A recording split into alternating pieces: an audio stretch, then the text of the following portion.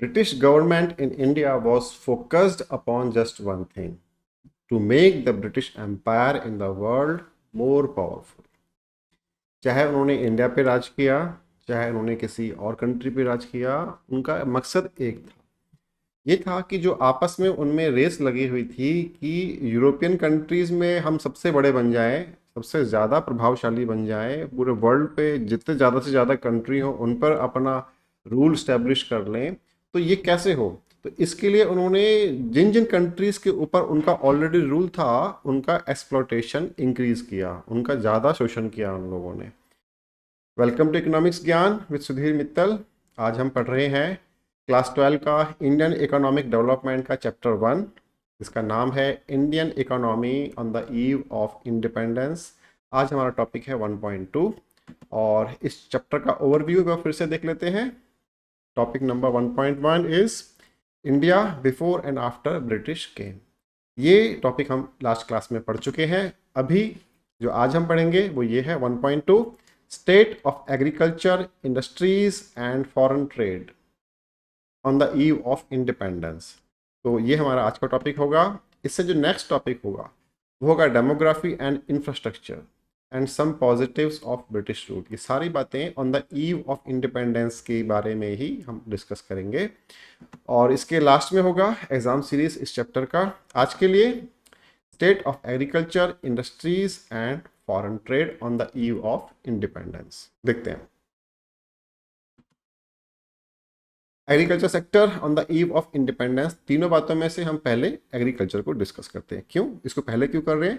क्योंकि हमने आपको लास्ट क्लास में बताया था कि ब्रिटिशर्स जिस समय हमारे ऊपर रूल करते थे उस समय अराउंड 70% ऑफ पॉपुलेशन डायरेक्टली और इनडायरेक्टली अपनी लिवलीहुड के लिए एग्रीकल्चर सेक्टर पे डिपेंड करती थी। इसलिए ये बहुत इंपॉर्टेंट है क्योंकि पॉपुलेशन का ज़्यादातर हिस्सा एग्रीकल्चर से ही अपनी ज़िंदगी चलाता था।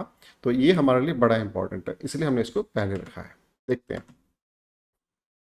Agriculture sector on the eve of independence. Number 1, अब क्या क्या उस टाइम के एग्रीकल्चर में ऐसे करेक्टरिस्टिक्स थे या कैसे कौन कौन से एट्रीब्यूट्स थे वो हम यहाँ पे डिस्कस कर रहे हैं। लो प्रोडक्टिविटी, उस समय जो खेती की जाती थी जितना भी प्रोडक्टिविटी लेवल था वो बहुत कम था। क्या इसमें लिखा हुआ है? In absence of the modern means of irrigation, fertilisers, equipment, the per hectare output was very low. तो यहाँ पे हम कह रहे हैं कि जो एक स्टैंडर्ड होता है कि इतनी ज़मीन से इतना प्रोडक्शन होना ही चाहिए, तो वो स्टैंडर्ड पहले मीट नहीं होता था, बहुत कम प्रोडक्शन होता था। क्यों होता था जी? कि आजकल के जैसे मॉडर्न साधन नहीं थे इरिगेशन के। इरिगेशन क्या होता है? सिंचाई। जो हम लोग फील्ड्स में, जो खेतों में पानी का सिस्टम होता है ना, ट्यूबवेल के जैसे हो गया या कैनल्स के थ्रू लगाते हैं, या पानी का जो सिस्टम होता है वो पहले जैसे आज है वैसे नहीं था। फर्टिलाइजर्स भी नहीं हुआ करते थे पहले ना, केमिकल वाले, जैसे आजकल यूरिया वगैरह ऐसे ना, फॉस्फेट वगैरह ऐसे आते हैं, वो सब नहीं होता था पहले। पहले केवल वो जो ट्रेडिशनल होते थे ना फर्टिलाइजर्स, जैसे काउ डंग है, इस तरह से ही वो यूज़ करते थे। इक्विपमेंट नहीं थे, ना ट्रैक्टर्स थे, ना कोई ऐसी मशीनें थी। सभी काम हाथों से या पशुओं से, बैलों से इस तरह से कराते थे। और इसी कारण से जो पर हेक्टेयर आउटपुट था वो बहुत ही कम था। यहाँ पे एक डेटा दिया हुआ है, आपको याद होगा हमने एक पॉइंट लास्ट क्लास में डिस्कस किया था। इस बुक को जब भी हम डिस्कस करेंगे तो जो भी डेटा हमने पिंक कलर से लिखा हुआ है वो डेटा आपको एग्जाम पॉइंट ऑफ व्यू से याद करना चाहिए। क्योंकि आप अगर इंडियन इकोनॉमी पढ़ रहे हैं और उसमें डेटा को अगर आप लिख के आएंगे, it will be good for you. तो हमने यहाँ पे लिखा कि उस समय 1 हेक्टेयर में 660 kg ऑफ व्हीट प्रोड्यूस किया जाता था, है ना। अब 1 हेक्टेयर कितना होता है अभी हम डिस्कस करेंगे इसको। तो अभी आप मान लीजिए कि उस समय आज़ादी से पहले 1 हेक्टेयर लैंड पर केवल 660 किलो गेहूं ही प्रोड्यूस कर पाते थे हमारे इंडिया के फार्मर्स। और जो अगर हम इसको आज के डेटा से कंपेयर करें तो 2019 में एक सर्वे हुआ, वहाँ पे पाया गया कि आज के टाइम में उसी लैंड के साइज पर, यानी कि 1 हेक्टेयर लैंड पे 3408 kgs of wheat is possible to produce. तो इतना हम व्हीट को प्रोड्यूस कर पाते हैं। इतना कितना फर्क है देखो ना, 660 किलो और 3400 किलो में तो बहुत फर्क है, इतना फर्क आ गया। क्योंकि आज मशीनें हैं, फर्टिलाइजर्स हैं, इक्विपमेंट्स हैं और कम्युनिकेशन है, इरिगेशन के साधन हैं हमारे पास, इसलिए अब हमने यहाँ पर आपको बताया कि 1 हेक्टेयर लैंड कितना होता है, just for your general knowledge. आपका ये डेटा कोई एग्जाम पॉइंट ऑफ व्यू से इंपॉर्टेंट नहीं है, लेकिन आपको पता होना चाहिए ना। जब हमने यहाँ पे लिखा कि 1 हेक्टेयर की हम बात कर रहे हैं तो कितना होता है उसमें। 1 हेक्टेयर लैंड में 10,000 स्क्वायर मीटर्स की ज़मीन होती है। 10,000 स्क्वायर मीटर, दैट मीन्स अगर 100 metre length and 100 metre breadth इसका एक एरिया हो, प्लॉट हो, तो उसको हम 1 हेक्टेयर बोलते हैं। और ये इक्वल टू होता है 3.94, या फिर रफली हम कहें 4 बीघा ज़मीन को हम लोग 1 हेक्टेयर लैंड बोलते हैं। तो 1 हेक्टेयर में आज के समय में 3,408 kg एवरेज बेसिस पे इतना वीट प्रोड्यूस होता है, जबकि उस समय में ब्रिटिशर्स के टाइम में 660 kg ही होता था केवल। नेक्स्ट पॉइंट देखते हैं, हाई अनसर्टेनिटी। उस समय ना तो ट्यूबवेल्स थे, ना बिजली थी, ना कैनाल्स जो नहरें होती हैं वो भी नहीं थे, क्योंकि ब्रिटिशर्स ने नहरों पे कोई काम ही नहीं किया, कोई नहरें डेवलप ही नहीं करी। तो सारा का सारा जो डिपेंडेंसी था वो सारा रेनफॉल्स पे था। बारिश होगी तो फसल होगी, बारिश नहीं हुई तो फसल बर्बाद, या बारिश ज़्यादा होगी तो मुसीबत। तो Britishers did not develop canals, उन्होंने कैनल्स नहीं बनाए हमारे लिए कभी भी। ट्यूबवेल्स का कोई सिस्टम डेवलप नहीं किया कि गांव गांव में बिजली पहुंचाई जाए, इलेक्ट्रिसिटी का डिस्ट्रीब्यूशन किया जाए और वहाँ पे ट्यूबवेल्स को इंस्टॉल किया जाए, ऐसा भी कुछ नहीं था। तो सारी डिपेंडेंस रेनफॉल्स पर थी, इसलिए जो फार्मर्स थी उनकी हालत मिजरेबल थी, बहुत वो खराब हालत में थे। माइंडसेट ऑफ सब्सिस्टेंस फार्मिंग, ये जो सब्सिस्टेंस फार्मिंग है इसका मतलब है केवल अपने गुजारे के लिए ही खेती करना, बेचने के लिए नहीं करना, ऐसा माइंडसेट था उस जमाने में। मार्केट से नहीं होते थे, जैसे आजकल तो हर शहर में अनाज मंडी होती है ना, तो वहाँ पे आप अपने ग्रेन्स को बेच सकते हैं जो किसान लोग होते हैं। उस समय ऐसा नहीं था, तो उस समय सब्सिस्टेंस फार्मिंग थी। क्या लिखा है उसमें देखिए, Indians looked at farming only as a means for fulfilling the basic needs of their family।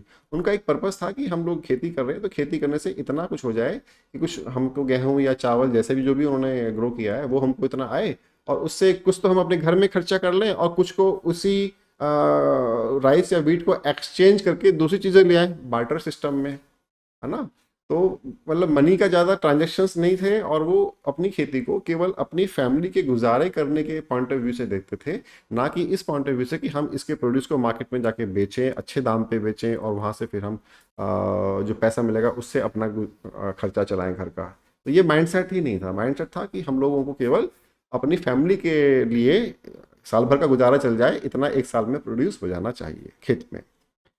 और देखिए, every village had a somewhat damaged self reliant economy। तो मैंने आपको लास्ट क्लास में बताया था ना कि इंडिया में ब्रिटिशर्स के आने से पहले क्या था कि हर विलेज अपने आप में एक सेल्फ रिलायंट सिस्टम था, अपनी ज़रूरतों को खुद से पूरा करने में कैपेबल था।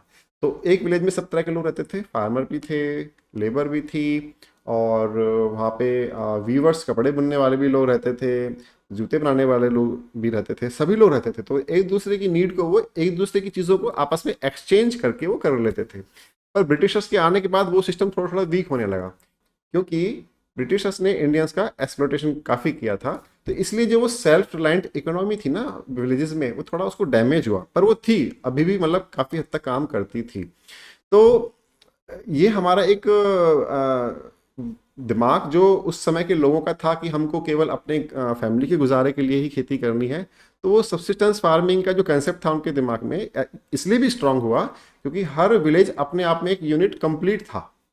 तो उनको लगता था कि यार बाहर का सोचना ही नहीं है, जो करना है अपने ही कम्युनिटी में, अपने ही लोगों के साथ, अपने ही विलेज के अंदर अंदर करना है।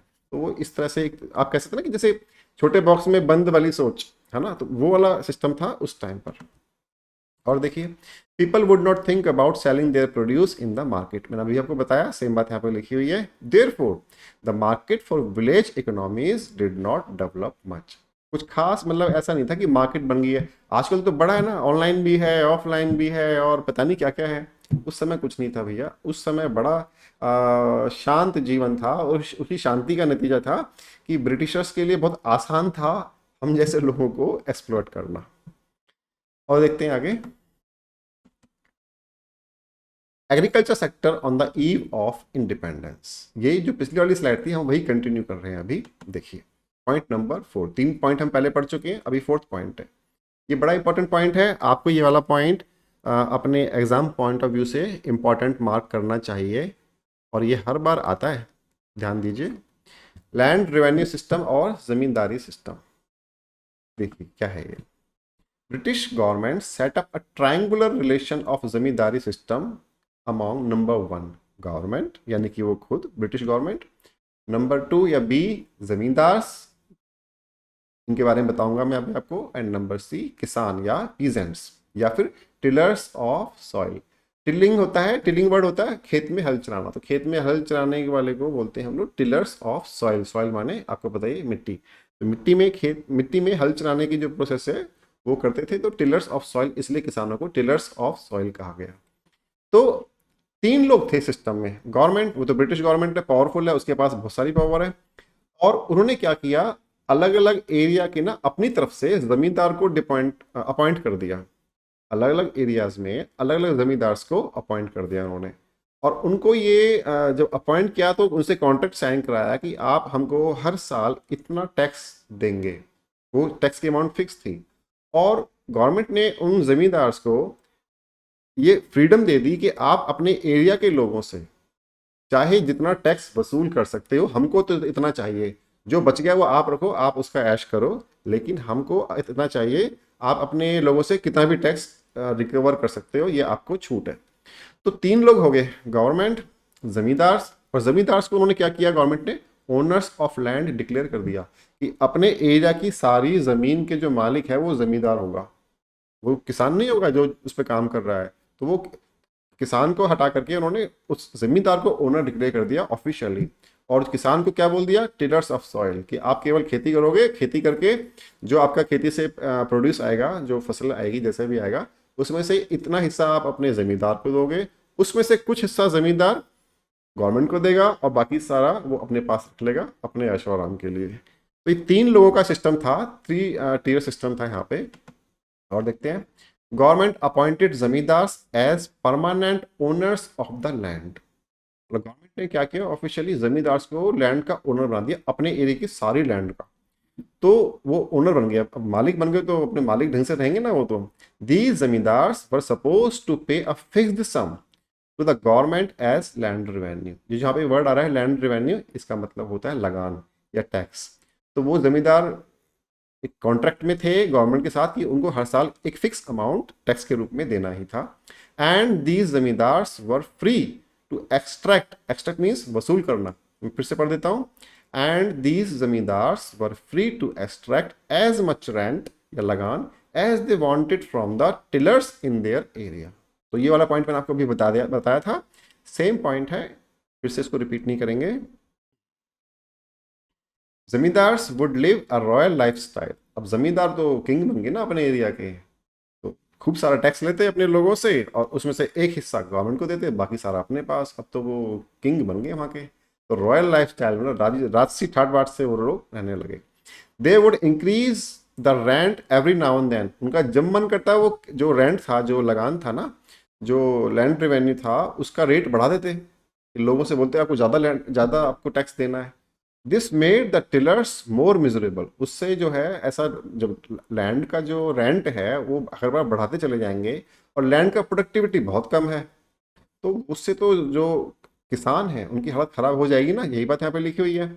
And therefore switch to other occupation. तो जो किसान लोग थे उनमें से काफी सारे ऐसे होते थे जो ये देख करके कि यार बहुत किराया भरना, बहुत टैक्स भरना पड़ता है, बहुत लगान देना पड़ता है अपने को, तो खेती करना कोई फायदे का काम नहीं है, उन्होंने खेती करना छोड़ के किसी दूसरे ऑक्यूपेशन, किसी दूसरे पेशे में वो लोग लग गए। तो खेती की जो प्रोडक्शन थी वो वैसे ही कम हो गई। और देखते हैं,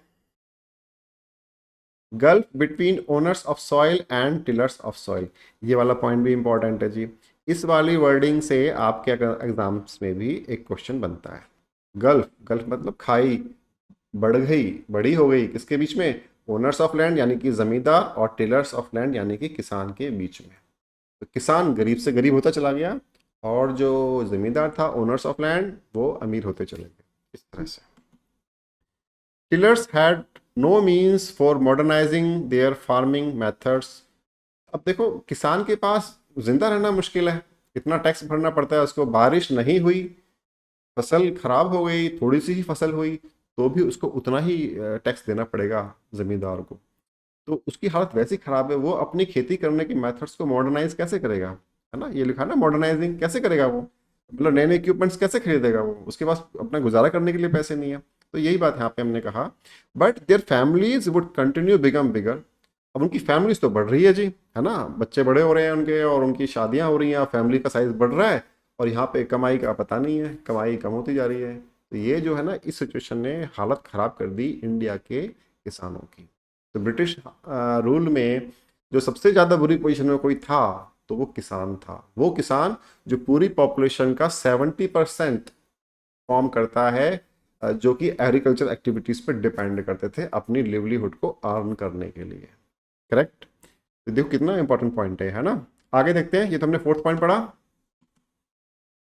सेम हमारा जो चल रहा है वो कंटिन्यूड है। फिफ्थ पॉइंट पढ़ते हैं इसमें, फोर्स्ड कमर्शलाइजेशन ऑफ एग्रीकल्चर। अब यहाँ पे एक नया प्रॉब्लम आना शुरू हो गया, ब्रिटिशर्स ने एक नया तरह का चीज करना शुरू कर दिया इंडिया में। क्या, देखिए, for running their own export factories in Britain the British government either lured or forced the Indian farmers to switch from food crops to cash crops। समझिए पहले बात को है क्या। ब्रिटेन का बहुत सारा कंट्रीज कॉलोनी था उस समय, तो वो ये देखता था कि मैं इन कंट्रीज से ज़्यादा पैसे कैसे कमाऊं। उसने एक तरीका निकाला। क्या, उसने कहा जी रॉ मटेरियल तो ना इन कंट्रीज के पास बहुत है, खेती बाड़ी बहुत है, तो यहाँ से तो ना आप क्या करो, एग्रीकल्चर करा करके प्रोडक्शन करा लो। किस किस चीज़ की, देखो ये लिखा हुआ है यहाँ पे, कॉटन की, जूट की, शुगर केन की, इंडिगो की, ऐसे और भी चीज़ें थी। तो यहाँ से इनका रॉ मटेरियल इनसे प्रोड्यूस करा लो, खेती बाड़ी करा करके, और इस सारे प्रोडक्शन को, सारे जो प्रोड्यूस है इसको भेज दो आप एक्सपोर्ट करके इंग्लैंड, ब्रिटेन। और वहाँ पे फैक्ट्रियों में बड़ी बड़ी मशीनें थी उनके पास, तो वहाँ पे उनसे आप फिनिश्ड प्रोडक्ट बनवाओ और वो बना करके फिर वापस उसको इंडिया जैसे कंट्रीज में लाओ या और भी कंट्रीज में भेजो और यहाँ पर इन लोगों को सेल कर दो। तो जो किसानों की जो कम्युनिटी थी पहले, वो फूड क्रॉप्स ग्रो करती थी, है ना, फूड क्रॉप जैसे कि वीट है, राइस है, पल्स है। आप मेरे कर्सर को फॉलो करना, जैसे कि food crops, wheat, rice, pulses, दालें वगैरह, ऐसी चीज़ों को वो उगाते थे पहले, अपना गुजारा उनका अच्छा चलता था जैसे, है ना। अब गवर्नमेंट की तरफ से प्रेशर आने लगा। गवर्नमेंट ने पहले तो क्या किया, उनको ल्योर किया। ल्योर क्या मतलब, लालच देना। लालच कैसे दिया उनको, गवर्नमेंट को दिख रहा है कि यार किसानों की हालत टाइट है, उनके पास पैसे वैसे अभी कम है, तो क्या करते थे वो एडवांस में ही पेमेंट कर देते थे कि आप अगले साल में ये वाली जो हम कह रहे हैं वो वही वाली फसल आप उगाओगे, कॉटन है, जूट है, शुगर केन है, इंडिगो है, वगैरह वगैरह, और आप इसके पैसे एडवांस में ले लो और अगले साल हमको इतना सामान, इतना प्रोडक्ट चाहिए चाहिए। तो किसान जो जिसकी फाइनेंशियल हालत टाइट थी वो थोड़ा लालच में आकर के उनकी बात मान लेता था। अब अब काफ़ी सारे किसान ऐसा करने लगे, तो धीरे धीरे ऐसा हुआ कि कंट्री में जो फूड क्रॉप्स हैं उनका प्रोडक्शन तो कम होने लगा और जो कैश क्रॉप्स हैं, है ना, इनका प्रोडक्शन बढ़ने लगा। और जो किसान नहीं मानते इस बात को, तो वहाँ पे वो लोग फिर जबरदस्ती करते, ब्रिटिशर्स अपने जमींदारों के थ्रू किसानों को मतलब उनको फोर्स करते हैं, उनका मतलब फिजिकल पनिशमेंट भी देते हैं उनको। तो इस तरह से उन्होंने ना अपने बात मनवाने के लिए कुछ भी किया जो उनका मन किया। तो धीरे धीरे इंडिया का जो एग्रीकल्चर था वो फूड क्रॉप से कैश क्रॉप पर ज़्यादा फोकस करने लगा। अब जब विलेज की इकोनॉमी में जो पहले अपने आप में सेल्फ रिलायंट थी, अपनी ज़रूरतों को खुद से पूरा कर पाती थी, अगर वो पूरा फूड ग्रो नहीं करेगी तो फिर खाएंगे कहाँ से वो लोग। ये वाला पॉइंट अभी डिस्कस करेंगे हम। तो यहाँ पे हम कह रहे हैं कि forced commercialisation of agriculture, government ने एग्रीकल्चर का जबरदस्ती कमर्शलाइजेशन करा दिया, फूड क्रॉप से कैश क्रॉप पर स्विच करा दिया।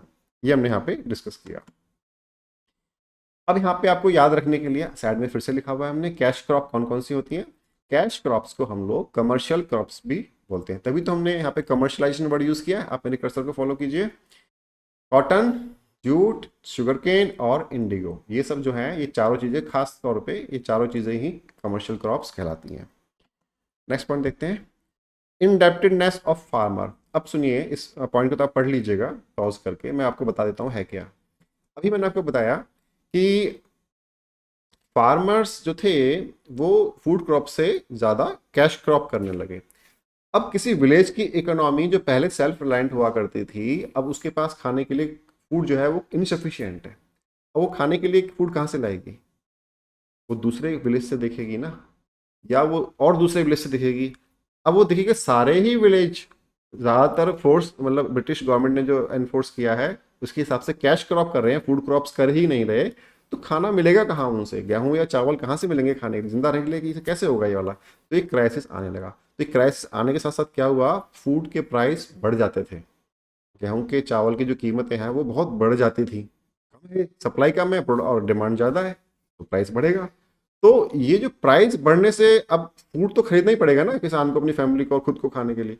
तो वो परचेज करने के लिए अब वो क्या करता था, जो पीजेंट या टिलर्स ऑफ सॉइल थे वो लोन लेते थे गांव के साहूकारों से या जमींदार से, वो पैसे उधार लेते थे।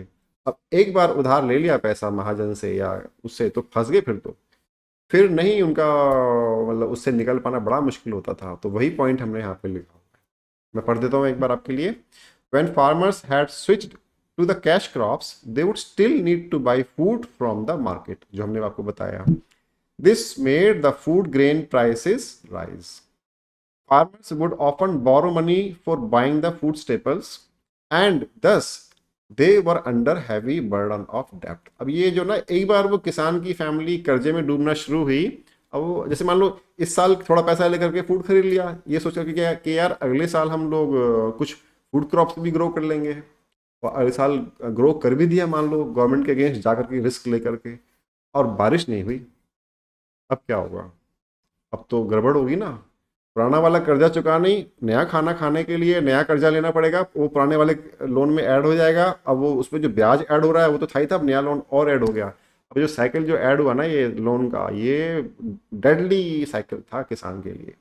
तो इंडिया का जो फार्मिंग कम्युनिटी थी वो इस कर्जे की प्रॉब्लम से, बर्डन ऑफ डेप्ट, इस बर्डन ऑफ डेप्ट की या कर्जे की प्रॉब्लम से बड़ी परेशान रही।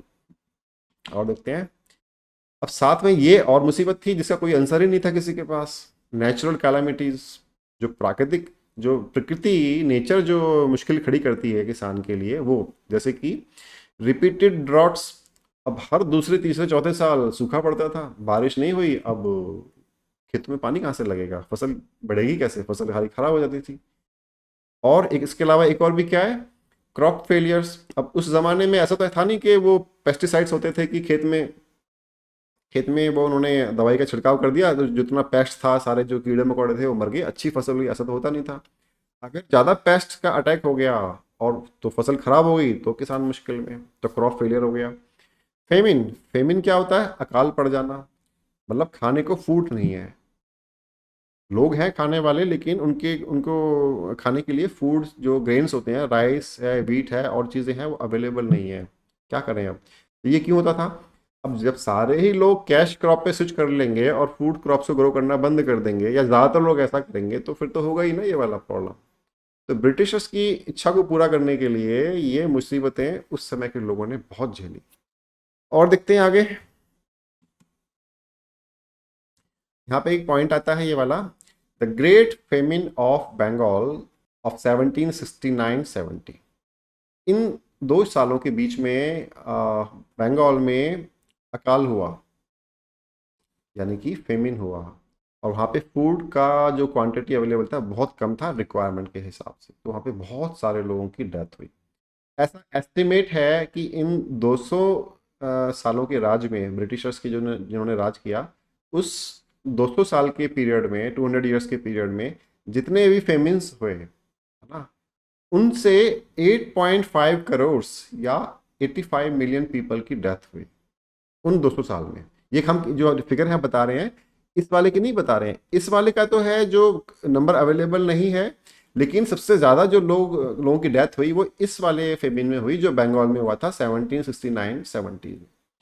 लेकिन ओवरऑल देखें कि इन 200 सालों में, जब जब ब्रिटिशर्स ने हमारे पर रूल किया, इन 200 सालों में कुल कितने लोगों की डेथ हुई फेमिन के रिगार्डिंग, फेमिन के वजह से? वो 85 मिलियन, यानी कि 8.5 करोड़ पीपल। कितनी बड़ी अमाउंट होती है कि खाली फूड ना मिलने की वजह से इतने लोग की डेथ हुई। बड़ा टेरिबल स्टेट था। मतलब हम अगर आज के दिन में कंपेयर करें उस ज़माने की बात को तो कहानी सी लगती है। लेकिन मेरी पर्सनल रिक्वेस्ट सभी आप बच्चों से एक है, आज ये टॉपिक चला है तो जब भी आप खाना खाएं ना, आपकी प्लेट में फूड हो और आप खाना खा रहे हैं, तो आप उस समय को याद करना मेरे कहने से, कि देखो एक ज़माना था जब लोगों के पास भूख लगी है, खाने को खाना नहीं है, फूड नहीं है, तो आप जिस प्लेट में खाना खा रहे होंगे ना, उस प्लेट में फूड ऐसे ना बचे कि रेमनेंट की अब वो थोड़ा आपने खाया, थोड़ा छोड़ दिया, वो फिक गया, ऐसे कभी ना हो। आप उतना ही प्लेट में खाना लें जितना आप खाएं, और कभी भी ऐसा ना हो कि खाने का एक भी दाना डस्टबिन में जाए। ये मतलब ये ह्यूमैनिटी की बहुत बड़ी सर्विस होगी, और गॉड का जो विश है वो भी हम मानेंगे उस बात को ना, जो गॉड चाहते हैं, जो भगवान चाहते हैं हमसे इस तरह से रहना, तो वो भी हम इस बात को मानेंगे। तो आप ज़रूर ध्यान रखें कि आपकी प्लेट में ऐसा कोई बात ना हो कि कुछ फूड आपने छोड़ दिया और वो डस्टबिन में फेंके। एक एक दाना बड़ा इंपॉर्टेंट है, किसान कैसे मेहनत करके उगाता है वो उसी को पता है। तो आप, ये मेरा पर्सनल रिक्वेस्ट है, सिलेबस से बाहर है मानता हूँ मैं, पर आप, I am just like your father maybe, then I want to just tell you this. अगर आपने मेरी बात मानी तो I will be so glad. अगला स्लाइड देखते हैं। एक और छोटा सा पॉइंट यहाँ पे आया स्लाइड से पहले, small and fragmented land holdings. देखिए क्या होता है, मैं आपको बताता हूँ ये क्या है। स्मॉल एंड फ्रेगमेंटेड, फ्रेगमेंटेड मतलब टुकड़ों में बटा हुआ, फ्रेगमेंटेड जो लास्ट वर्ड है ना यहाँ पे, फ्रेगमेंटेड, मेरा माउस फॉलो कीजिए, इसका मतलब है टुकड़ों में बटा हुआ।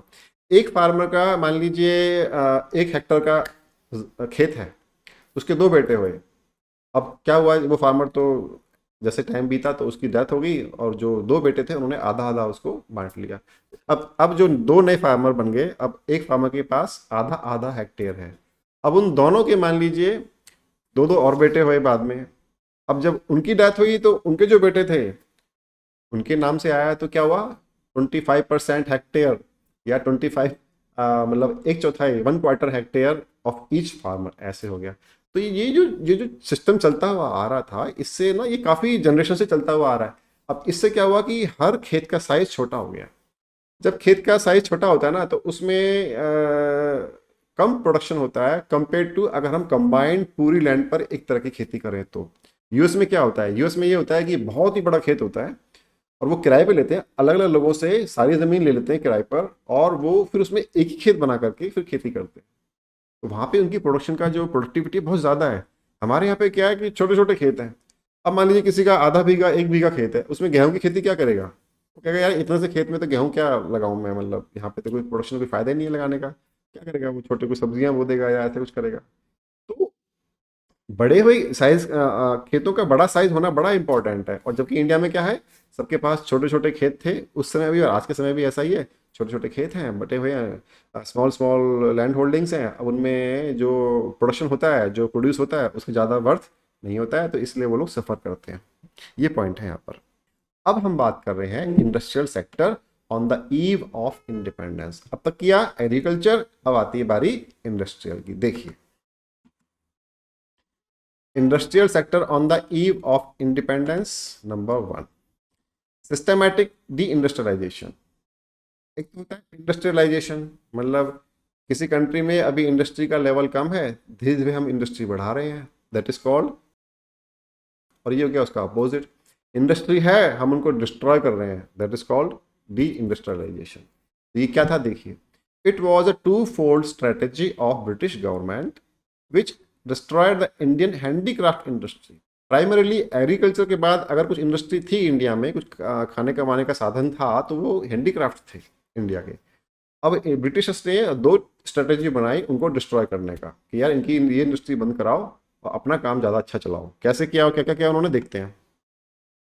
ऑल रॉ मटेरियल्स, क्या कौन कौन से, कॉटन, जूट, इंडिगो।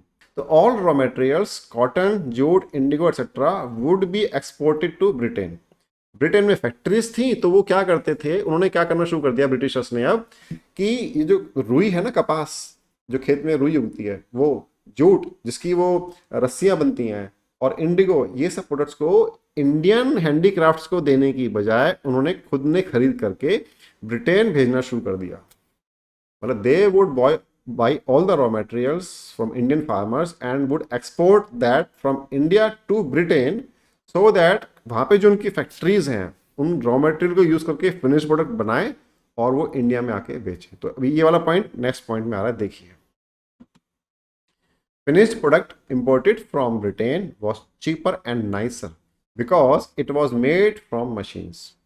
अब कोई जुलाहा है, कपड़े बुनने वाला है, वो रुई लाएगा खेत से, खेत वाले से खरीद करके रुई का धागा बनाएगा पहले, धागे से फिर वो मशीन में हाथ से ऐसे ऐसे करके ना, आपने फिल्मों में शायद देखा हो, तो वो कपड़ा बुनेगा। उस कपड़े का जो क्वालिटी होगा वैसा नहीं होगा जैसा कि मशीन से कपड़ा बन के आएगा उसी कपास से, उसी कॉटन से। तो ब्रिटेन ने क्या किया, पहला काम तो क्या किया, रॉ मटेरियल यहाँ पे अवेलेबिलिटी कम करा दी। तो जो यहाँ पे हैंडीक्राफ्ट इंडस्ट्रीज थी वो वैसी प्रॉब्लम में आ गई, रॉ मटेरियल ही नहीं है तो बनाएंगे क्या वो लोग। दूसरा, जो ब्रिटेन से मशीनों से बनके चीज आती थी, कॉटन का कपड़ा बन गया बहुत फाइन क्वालिटी का और सस्ता भी। क्यों? बंदा हाथ से बनाएगा तो महंगा पड़ेगा, वहाँ मशीन से बन रहा है। भाई बंदा हाथ से बनाएगा कोई इंडिया में तो वो एक दिन में कितना बना लेगा, और वहाँ मशीन से बन रहा है एक दिन में तो वो ढेर लगा देंगे प्रोडक्शन का। तो ब्रिटेन से जो सामान फिनिश प्रोडक्ट बन के आता था, चाहे वो कॉटन से बने हुए कपड़े थे, जूट से बने हुए कारपेट या रस्सियां वगैरह थे, या इंडिगो से बनी हुई नील या उनकी जो ब्लीचिंग के लिए वो यूज करते थे, तो वो चीजें प्रोडक्ट थे, वो सभी सस्ते थे और ज्यादा क्वालिटी में अच्छे थे देखने में, है ना। तो अब इंडियन कंज्यूमर जो था उस समय का, आजादी से पहले का, Indian consumers preferred British products over Indian products. Indian consumer ने देखा कि यार ये सस्ता भी है जो से बन के आया है ब्रिटेन से, और ये अच्छा भी लग रहा है देखने में। उन्होंने क्या किया, जो इंडियन हैंडीक्राफ्ट वालों के जो प्रोडक्ट्स थे वो खरीदने कम करने लगे वो लोग, और ब्रिटिश प्रोडक्ट्स को खरीदना उन्होंने बढ़ा दिया। अब ये डबल इम्पैक्ट हो गया। हैंडीक्राफ्ट वालों को जो इंडिया में थे उनको पहले तो रॉ मटेरियल नहीं मिल रहा था, अब जो थोड़ा बहुत मिलता भी था वो कुछ बनाते भी थे, अब वो बिक नहीं रहा। तो दोनों तरह से उनकी इंडस्ट्री बहुत मुसीबत में आ गई। और देखिए, in those times Indians were becoming tasteful for the western lifestyle. वो तो खैर आज भी है, हमको वेस्टर्न लाइफस्टाइल बड़ी अच्छी लगती है ना लोगों को, तो उस समय भी ऐसे था आज़ादी से पहले। तो लोगों को वेस्टर्न लोगों के जैसे ना, जैसे जो ब्रिटिशर्स लोग कपड़े पहनते थे वैसे कपड़े पहनना पसंद था, और उनको उसी तरीके से रहना उनको अच्छा लगता था। तो उन्होंने उसी तरह के प्रोडक्ट्स और गुड्स खरीदने शुरू कर दिए। अब उन्होंने हिंदुस्तान के अपने बने हुए चीज़ों को खरीदना बंद कर दिया, और जो वहाँ से बन के आता था वो खरीदना शुरू कर दिया। तो ये डबल प्रॉब्लम हो गया था इंडिया की ट्रेडिशनल हैंडीक्राफ्ट्स इंडस्ट्री के लिए। पॉइंट नंबर 2 देखिए, ग्रोइंग अनएम्प्लॉयमेंट। जब हैंडीक्राफ्ट इंडस्ट्री कम हो जाएगी, उसमें काम ही नहीं, ना तो उनको रॉ मटेरियल मिल रहा है और ना ही वो अपना प्रोडक्ट्स को बेच पा रहे हैं मार्केट में, तो क्या होगा, जो वहाँ पे काम करने वाले लोग हैं वो बेरोजगार हो जाएंगे, उनको काम ही नहीं मिलेगा। तो ब्रिटिश रूल के अंडर इंडिया में अनएम्प्लॉयमेंट ग्रो कर रहा था, बढ़ रहा था, बेरोजगारी बड़े ज़्यादा स्पीड से बढ़ रही थी। और देखते हैं point number 3, lack of capital goods industries. एक इंडस्ट्री होती है जो कंज्यूमर्स की डेली नीड्स को पूरा करती है, एक इंडस्ट्री होती है जो दूसरी इंडस्ट्री प्रोडक्शन कर पाए ऐसी मशीनें और इक्विपमेंट बनाती है, उसको हम बोलते हैं कैपिटल गुड्स इंडस्ट्रीज। तो ब्रिटिशर्स ने कभी नहीं चाहा उस समय में कि इंडिया में अपनी कोई कैपिटल गुड्स इंडस्ट्री हो। उन्होंने चाहा कि इंडिया हमेशा निर्भर है, डिपेंड करे ब्रिटेन से आए हुए इंपोर्ट्स पर, है ना। जो ब्रिटेन ने एक्सपोर्ट किया और जो इंडिया ने इंपोर्ट किया, इस बात पे मतलब जो इंडिया का कैपिटल गुड्स का जो नीड है वो केवल वहीं से पूरा हो, ये अपनी कैपिटल गुड्स का इंडस्ट्री कभी सेटअप ना कर पाए। ब्रिटिश ने ऐसा चाहा हमेशा। तो यहाँ पे हमने लिखा हुआ है, British government always wanted India to depend on Britain for the heavy equipment and machines et cetera. On the eve of independence, we had a negligible presence of capital goods industries in India. यहाँ पर जब हम आज़ाद हुए थे 1947 में, तब India में capital industries के नाम पे बहुत ही थोड़ी फैक्ट्रीज थी जो बड़े इक्विपमेंट से मशीनें बनाती थी, है ना। जो आप नाम सुनते हैं ना, टाटा बिरला, ऐसे सुनते हैं ना, कि ऐसे लोग हंसी मजाक में कहते हैं कि तू टाटा बिरला है क्या, तो मतलब that means they are in symbol saying Tata Birla are rich. वो टाटा बिरला, ये दो ग्रुप थे उस समय में, टाटा और बिरला, जो दो अलग ग्रुप थे जिन्होंने उस समय ये कैपिटल इंडस्ट्रीज कुछ इंडिया में स्टैब्लिश की थी।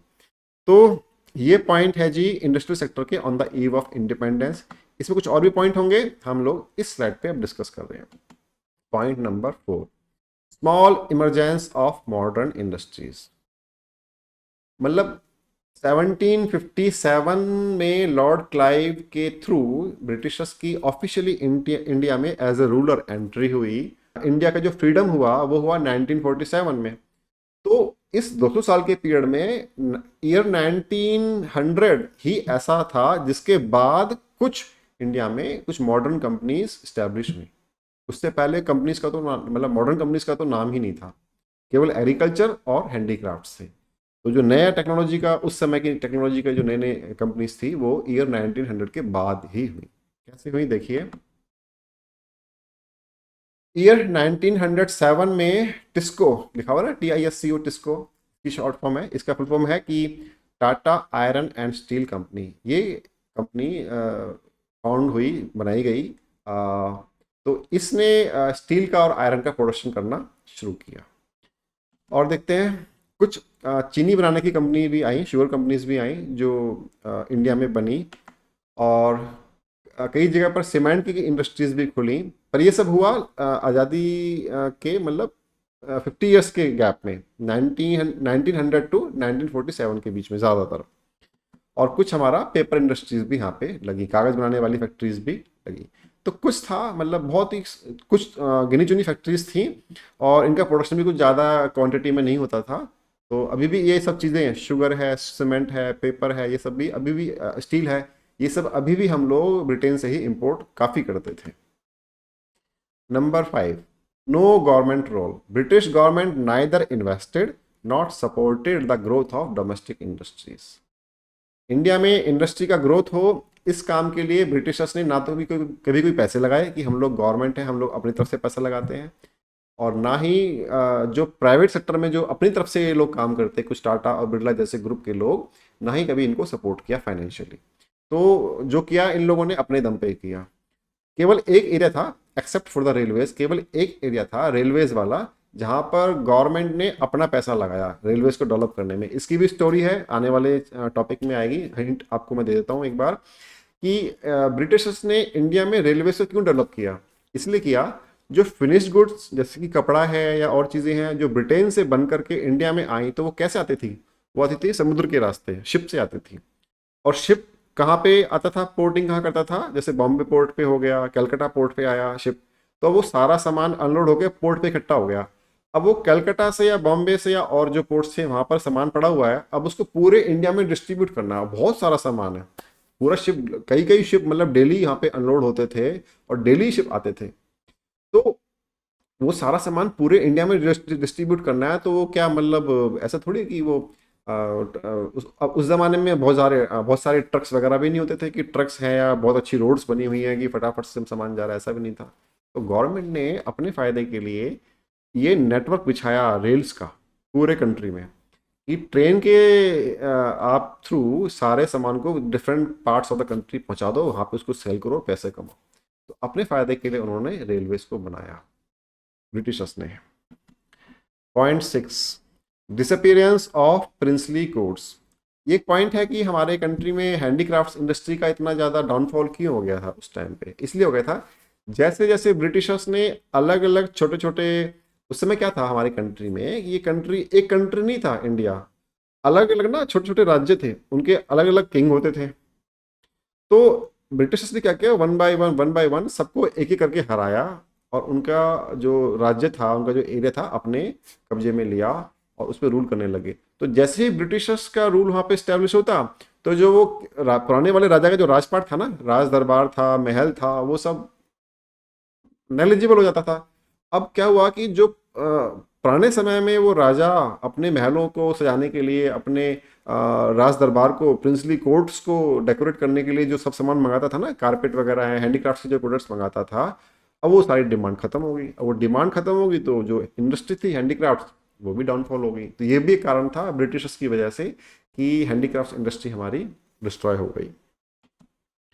अब एक टॉपिक बचता है हमारा इस चैप्टर में, इस टॉपिक में सॉरी, फॉरेन ट्रेड। क्या है? Foreign trade on the eve of independence. हमारा फॉरेन ट्रेड क्या था जी, इंपोर्ट एक्सपोर्ट में क्या पोजीशन थी हमारी आज़ादी से जस्ट पहले तक? देखते हैं। Foreign trade on the eve of independence number 1। Net exporter of primary goods. यह प्राइमरी गुड्स का मतलब क्या है? Raw materials. तो हम लोग रॉ मटेरियल्स के नेट एक्सपोर्टर थे। दैट मीन्स इंपोर्ट तो हमारे बहुत थोड़े थे रॉ मटेरियल के, एक्सपोर्ट बहुत ज़्यादा थे। तो एक्सपोर्ट के अमाउंट में से इंपोर्ट का अमाउंट जब घटाया तो हमने पाया कि एक्सपोर्ट का अमाउंट ज़्यादा था, इसलिए हमने अपने आप को नेट एक्सपोर्टर बोला। तो आपको मैंने बताया था ना, कॉटन है, सिल्क है, रेशम का है ना, जो कच्ची रेशम होती है, ऊन है जो भेड़ों से हम लोग शीप से जो लेते हैं ना वूल, जूट है, इंडिगो है, शुगर केन है, ये सारी चीज़ें सारी यहाँ से रॉ मटेरियल एक्सपोर्ट होता था ब्रिटेन को।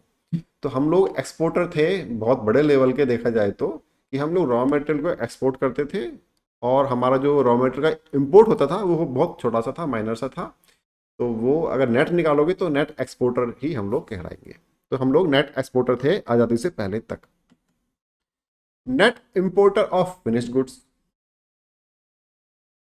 रॉ मटेरियल्स तो हमने एक्सपोर्ट किए और फिनिश गुड्स हम क्या करते थे? इंपोर्ट करते थे। हमने अभी ये डिस्कस कर लिया है, मैं दोबारा से रिपीट नहीं करूंगा, शॉर्ट में आपको बता रहा हूँ कि जैसे कॉटन एक्सपोर्ट कर दिया, कपास जो रुई होती है रुई को एक्सपोर्ट कर दिया और रुई से बने हुए कपड़ों को हमने इंपोर्ट कर लिया। ऐसे ही शीप से निकला हुआ वूल जो ऊन का जो होता है, हाँ, उसको हमने एक्सपोर्ट कर दिया और वहाँ से ऊन का जो कपड़े बन के आए, स्वेटर्स वगैरह, वो हमने इंपोर्ट किए थे। तमाम चीज़ें ऐसे ही। तो हम लोग net importer of finish goods थे, यानी कि हम लोग फिनिश गुड्स एक्सपोर्ट बहुत कम करते थे, इंपोर्ट बहुत ज़्यादा करते थे। तो जब हमने नेट निकाला तो हमने पाया कि इंपोर्ट ज़्यादा है, तो हमने अपने आप को नेट इंपोर्टर बोला। तो net importer of finish goods. ये जो दोनों बातें हैं, ये वाली देखिए, ये दोनों बातें हमारी इकोनॉमिक बैकवर्डनेस को दिखाती हैं कि रॉ मटेरियल तो हम लोग बाहर भेज रहे हैं और अपने ही सामान से बने हुए फिनिश गुड्स को हम लोग इंपोर्ट करना पड़ रहा है अपने को। तो ये दिखा रहा है कि हम लोग खुद से बनाने में कैपेबल नहीं थे। होते भी कैसे? ना तो ब्रिटिशर्स ने इंडस्ट्री को बढ़ाया, ना कोई मशीनों की फैक्ट्रीज को बढ़ाया, ना कुछ हमको अपना मैन्युफैक्चर करने दिया। जो पहले था हैंडीक्राफ्ट उसको डिस्ट्रॉय कर दिया। तो उनकी वजह से हम लोग इकोनॉमिकली बहुत बैकवर्ड थे कि बड़ी टेरिबल स्टेट है कि मतलब रॉ मटेरियल हम बाहर भेज रहे हैं, अपने ही बने सामान को फिर बाद में हम लोग खरीद रहे हैं महंगे प्राइस पे। तो इस तरह से हम लोग नेट एक्सपोर्टर थे रॉ मटेरियल्स के, नेट इंपोर्टर थे हम लोग फिनिश गुड्स के। थर्ड पॉइंट देखिए, British monopoly over India's foreign trade. मतलब इंडिया के फॉरेन ट्रेड जितना भी होता था ना, इंपोर्ट और एक्सपोर्ट मिला करके, उस सबका 50% से ज़्यादा लिखा हुआ है यहाँ पे, ओवर 50%, 50% से ज़्यादा केवल ब्रिटेन से होता था जी। बड़ी हैरानी की बात है, जितना इंडिया का total import plus total export था वो सारा कंबाइन कर दें तो हमको ये दिखता था कि आधे से ज़्यादा तो हम केवल ब्रिटेन से ही कर रहे हैं, और जो बाकी बचा आधे से कम, 50% से कम, वो किसके साथ करते थे? वो हम करते थे ब्रिटेन के ही बताए हुए उन कंट्रीज के साथ जो ऑलरेडी ब्रिटिश गवर्नमेंट के अलग कॉलोनी थे। आप समझे? जैसे श्रीलंका है, श्रीलंका ब्रिटिश कॉलोनी था, तो हम लोग अपना एक्सपोर्ट इंपोर्ट का 50% तो कर रहे हैं ब्रिटेन के साथ, और जो बचा वो श्रीलंका जैसे कंट्रीज के साथ करते हैं जो कि ब्रिटेन के ही कॉलोनी थे, ब्रिटेन के ही अंडर थे। तो देखा जाए तो मतलब पूरा फॉरेन ट्रेड हमारा ब्रिटेन के लिए ही हो रहा था। मतलब अगर हमारे फॉरेन ट्रेड से कोई पैसा कमाएगा तो केवल ब्रिटेन कमाएगा जी। ऐसा वाला पॉलिसी उन्होंने हमारे लिए डिसाइड किया हुआ था और हम उसी के हिसाब से हमको चलना पड़ता था। और देखते हैं next point, surplus trade balance. ऐसे तो बड़ा अच्छा लगता है देखने में कि हमारे एक्सपोर्ट ज़्यादा है, इंपोर्ट कम है। हमारे ओवरऑल एक्सपोर्ट ज़्यादा है, ओवरऑल इंपोर्ट कम है। ये कैसे बात इस्टेब्लिश हुई? देखिए, इंडिया बहुत बड़ा लैंड है ना, बहुत बड़ा ज़मीन है इंडिया के पास। अब यहाँ पे जितना सारा कॉटन, जूट वगैरह वगैरह प्रोड्यूस होगा और उससे जो फिनिश प्रोडक्ट बनेगा, तो ब्रिटेन क्या करता था, सारा हमको नहीं बेचता था। जितना हमको रिक्वायरमेंट हुआ उतना बेच दिया, जो बच गया वो और कंट्रीज में बेचा। दैट मीन्स हमारे एक्सपोर्ट ज़्यादा है और इम्पोर्ट कम है, तो इसलिए हमारा क्या हो गया, ट्रेड बैलेंस सरप्लस हो गया। ट्रेड बैलेंस का मतलब मैं आपको यहाँ पे लिख देता हूँ आपके लिए, देखिए, एक्सपोर्ट्स माइनस इंपोर्ट्स। ये जो एक्सपोर्ट माइनस इंपोर्ट करते हैं तो जो मैथमेटिकल फिगर बन के आती है वो आती है हमारी ट्रेड बैलेंस। तो सरप्लस था, दैट मीन्स एक्सपोर्ट ज़्यादा थे और इंपोर्ट कम था। क्या लिखा हुआ देख लेते हैं एक बार, under British rule India's exports exceeded the imports, वही बात जो हमने बताई आपको। But the British government used this advantage only for meeting its administrative expenses and fighting the world wars. क्या मतलब है इस बात का? हमने भी बताया कि एक्सपोर्ट ज़्यादा थे और इम्पोर्ट कम थे। दैट मीन्स हमारे कंट्री की इनकम बढ़नी चाहिए, एक्सपोर्ट हम ज़्यादा कर रहे हैं, इम्पोर्ट कम कर रहे हैं, हम लोगों का ट्रेड बैलेंस सरप्लस में है। तो वो इनकम तो ज़्यादा थी, पर वो इनकम इंडिया के लोगों का फायदा होने में यूज कभी नहीं की गई। कहाँ यूज की गई उस इनकम को?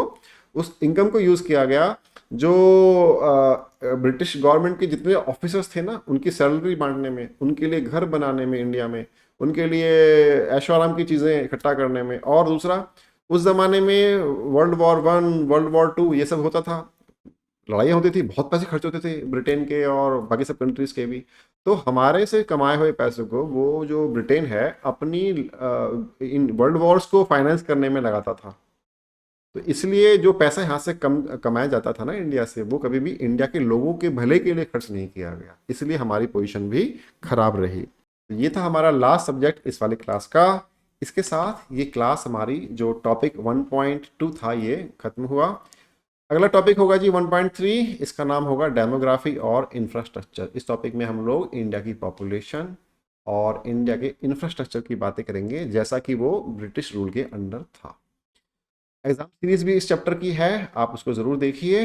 आपके लिए क्वेश्चंस सेलेक्ट करके हमने डाले हुए हैं, आप उनको पढ़िए और देखिए कि एग्जाम्स में किस तरह से चीज़ें आती हैं। दूसरा, टेलीग्राम ग्रुप पर आप अगर नहीं हैं तो आप हमारे उस ग्रुप को ज्वाइन कीजिए। इसका जो लिंक है डिस्क्रिप्शन बॉक्स में लगा हुआ है, आप वहाँ पर क्लिक करेंगे तो सीधा आपको ग्रुप ज्वाइन हो जाएगा। और ये इसलिए ज़रूरी है कि जो क्वेश्चंस आपको परेशान करते हैं, जो क्वेश्चन आपको समझ में नहीं आते, कुछ कहीं भी कुछ प्रॉब्लम है, फॉर एग्जांपल जैसे मैंने आपको बताया था एक क्लास में कि टीचर ने आपके एक क्वेश्चन था वो एग्जाम्स में काट दिया, आपको लग रहा है ठीक था, मैंने तो ठीक आंसर किया था, आपने काट दिया। आपने टीचर से बात किया कि आपने तो ये क्रॉस किया हुआ, मुझे लग रहा है ठीक है।